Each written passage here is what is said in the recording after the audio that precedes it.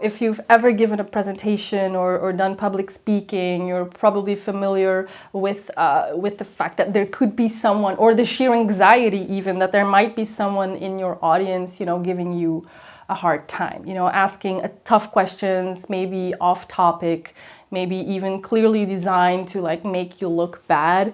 So I'm not talking about a setting where you're supposed to get grilled, or you're supposed to be able to take the mean question like a PhD defense or a conference or a setting like that. No, I'm talking about the standard benign public speaking environment. So what do you do? So I actually learned this trick from someone else, so I'm just passing it on. You shift the focus on them. You ask them to stand up, oh, I can't hear you, stand up, offer them a mic, even better, and sort of make sure that everyone is going to look at them. And chances are they're going to back down pretty quickly. So you've handled it quickly, politely, because that was not the outcome that type of person was going for.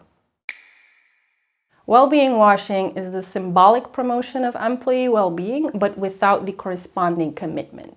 So it means that as a company, you care about employee well-being, but mostly to boost your employer branding, retention, engagement, and so forth. So you're making an effort of sorts, but the system stays intact just the way it is. In terms of performance management, feedback loops, rewards, everything stays the same. There is no critical reevaluation of how things are done.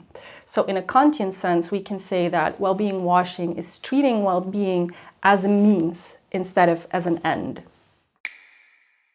Anchoring bias is the fact that all of us attach far greater importance to whichever information or data we receive first.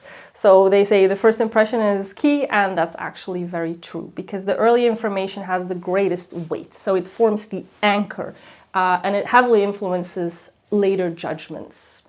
And there's actually, because we tend to rely so heavily on that early information, there is another form of bias that latches onto it, which is confirmation bias, meaning that we all are far more receptive and open to whatever information confirms our views and opinions.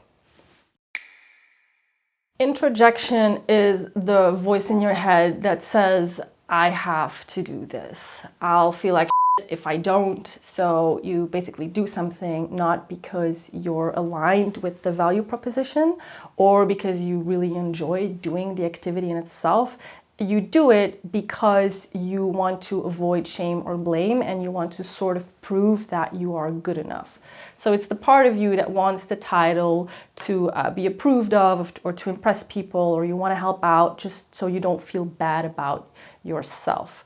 So this voice is okay, and we all have it, but you shouldn't promote it to being the CEO of your life because it's very outcome focused, which inevitably leads to lower levels of well-being. My friend Matt has written an excellent book on motivation science, and in it he summarizes introjection as fragile, ego-driven, and costly. And I think the costly aspect of it is really underestimated to this day. And motivation science has sort of, made its way into corporate life, but not enough yet.